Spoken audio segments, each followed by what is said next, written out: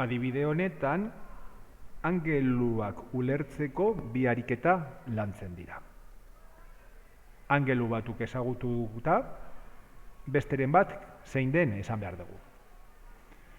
Kasu honetan, helburua angelu hau, angelua zein neurrikoa den esan behar dugu.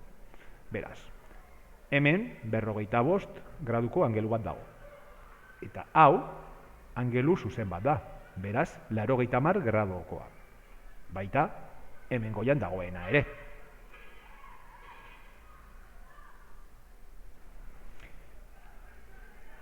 Laukiek, 360 grado dituzte denera.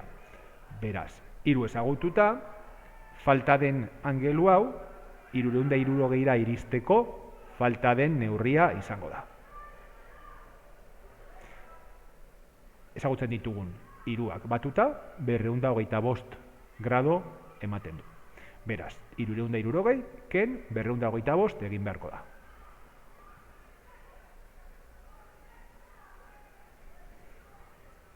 Angeluaren neurria 125 grado da.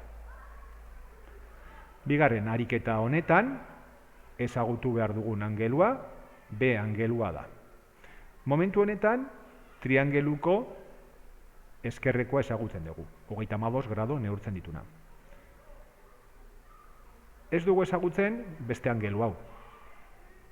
Baina, argi dago, 70 grado gehi, hemen dagoena eginez, 180 grado eman behar dituela.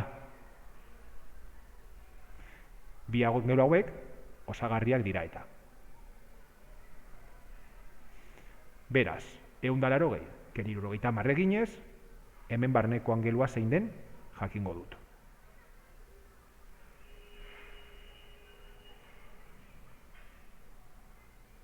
Eta triangelu baten 3 angeluen baturak 180 eman behar duenez,